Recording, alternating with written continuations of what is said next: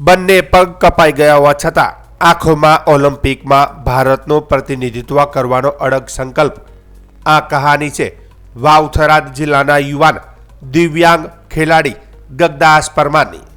ગગદાસના આ સપનાને સાકાર થવાની દિશામાં લઈ જવામાં તેની અડગ મહેનત, પરિવારનો સહારો અને ગુજરાત સરકાર ખાસ કરીને મુખ્યમંત્રી ભૂપેન્દ્ર પટેલના સાથ અને સહયોગે મહત્વપૂર્ણ ભૂમિકા ભજવી છે.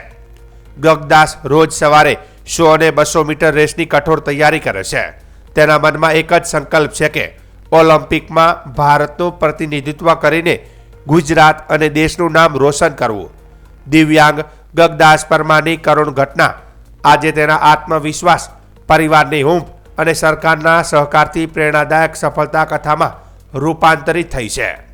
ગગદાસના સપનાઓ કોઈ કલ્પિત નથી. તેણે રાષ્ટ્રીય સ્તરે સુવર્ણ અને કાંસ્ય પદક જીત્યા છે. હાલમાં આંતરરાષ્ટ્રીય પેરા ગેમ્સ તેમજ પેરા ઓલિમ્પિકની તૈયારીમાં સતત પરસેવો પાડી રહ્યો છે.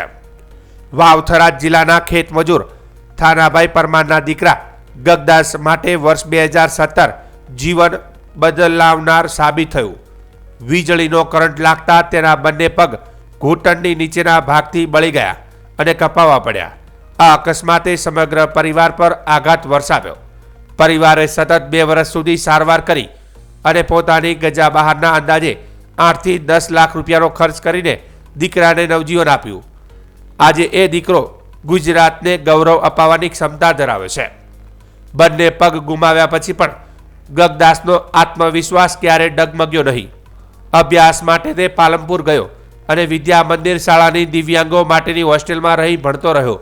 ત્યાં તેને કોચ નિલેશભાઈ રબારી મળ્યા, જેમના પ્રોત્સાહનથી ગગદાસ સ્પોર્ટ્સ તરફ વળ્યો. માત્ર 6 મહિનાની તૈયારીમાં તેણે ડિસ્ક થ્રો અને પેરા પાવર લિફ્ટિંગમાં રાષ્ટ્રીય સ્તરે ચંદ્રકો જીત્યા અને નેશનલ ગેમ્સમાં પણ ભાગ લીધો. આ સિદ્ધિઓ કોઈ નાની નથી. સામાજિક સંસ્થાઓ તરફથી ગગદાસને સામાન્ય પ્રોથ્લેટિક પગ મળ્યા હતા, પરંતુ સ્પોર્ટ્સમાં આગળ વધવા માટે અદ્યતન પ્રોસ્થેટિક પણ જરૂરી હતા, જેનો ખર્ચ 14 થી 15 લાખ રૂપિયા જેટલો હતો. આર્થિક રીતે નબળા, સારવારના ખર્ચથી થાકેલા પરિવાર માટે આ શક્ય નહોતું, પરંતુ ગગદાસે હિંમત હારી નહીં. તેણે ગાંધીનગર જઈ મુખ્યમંત્રી ભૂપેન્દ્ર પટેલને પોતાની વ્યથા રજૂ કરી. સંવેદનશીલ મુખ્યમંત્રીએ સરકારી સહાય ઉપરાંત CSR ફંડ થકી તાત્કાલિક મદદ મળે તેવા સફળ પ્રયાસો કર્યા. આજે ગગદાસને અદ્યતન ટેકનોલોજીવાળા પ્રોસ્થેટિક પગ મળ્યા છે. સાથે જ ઉચ્ચ સ્તરનું કોચિંગ પણ પ્રાપ્ત થઈ રહ્યું છે. હવે ગગદાસનું લક્ષ્ય સ્પષ્ટ છે કે ઓલિમ્પિક મેડલમાં દોડશે ગગદાસ અને જીતશે ગુજરાત. અને જે સ્પોન્સરશિપ 14 લાખની મળી છે, જેના દ્વારા અત્યારે આ પગ મને અહીંયાથી મળ્યા છે. અને હવે હું પગ પહેરી અને પછી આગળ પણ તૈયારી હજી કરીશ. મારું સપનું ઓલિમ્પિક સુધીનું છે.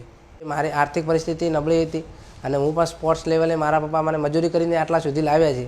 તો સરકારનો પણ હું આભાર માનવા માગું છું કે સરકારે પણ મારે એમને જે વાતચીત કરી અને જે આ કીધું એ માટે મદદ કરી. મને સાથે તેડી ગયો, એને વાત કરી તો પછી સાહેબે કીધું કે તું આટલો મેડલ જીત્યો છે તો તું આગળ આવે છે તો તારા માટે હું સહાય આટલી કરીશ. મુખ્યમંત્રીએ, મારી તો હાલત હતી જ નહીં, મુખ્યમંત્રીએ આ 14 લાખના પગ લઈ આવ્યા. હું ખૂબ એને આભાર માનું છું. અત્યારે હવે એમણે નોર્મલ રનિંગ અને બધું કરી શકે છે. એમની ટ્રેનિંગ ચાલુ છે, એટલે હવે એમણે 100 અને 200 મીટર દોડ માટેની એક્ટિવિટી સ્ટાર્ટ કરશે અને એના માટેના જે સ્પોર્ટ્સ એક્ટિવિટીમાં છે એમાં એમણે પાર્ટિસિપેટ કરવાના છે.